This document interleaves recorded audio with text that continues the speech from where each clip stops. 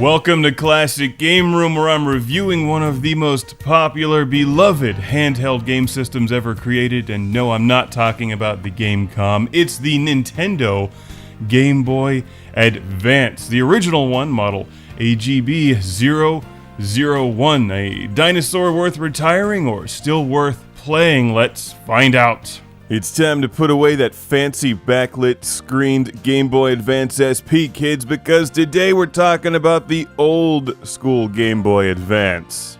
Originally released in 1898, this was powered by steam. Henry Ford had 3 of them. And rumor has it that Nintendo said you could have the Game Boy Advance in any color you want, as long as it's purple with the Target logo. Apparently I got the date wrong. This was released in 2001. And as you probably know, the Game Boy Advance comes in more colors than your average rainbow. Nintendo sold a lot of these things, and added new Game Boy Advance designs to their lineup, like the Game Boy Advance SP and the Game Boy Advance Micro. Let's talk about the old one without a backlit screen.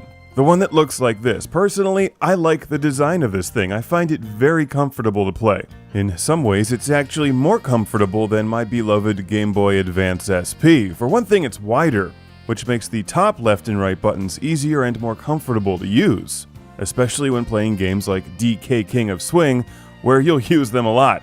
The button placement is comfortable, and the overall fit and finish of the Game Boy Advance is nice. And even without a backlit screen, it looks good. It's also really cheap. Depending on the color and condition, you can easily pick up a Game Boy Advance online for somewhere between $15 and $30, frequently with a bunch of other accessories and games. And it's the games that define the Game Boy Advance, because there's a lot of them. Hundreds of games, maybe even more than 1,000 worldwide, I'm not sure. But without region encoding, you can take your pick, import away, and play whatever you want in every conceivable genre. And of course, don't forget, it also plays old school Game Boy and Game Boy Color games. Unless you're an immortal like the Highlander or living multiple lifetimes like Jean-Luc Picard, you can't possibly find the time to play them all.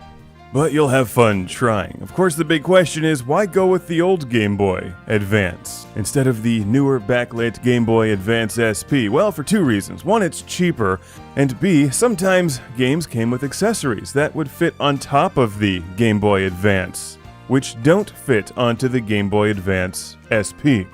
Like this one, sent to the show by our friend Felicity in Worcestershire, England. Hopefully I pronounced it right that time. Maybe.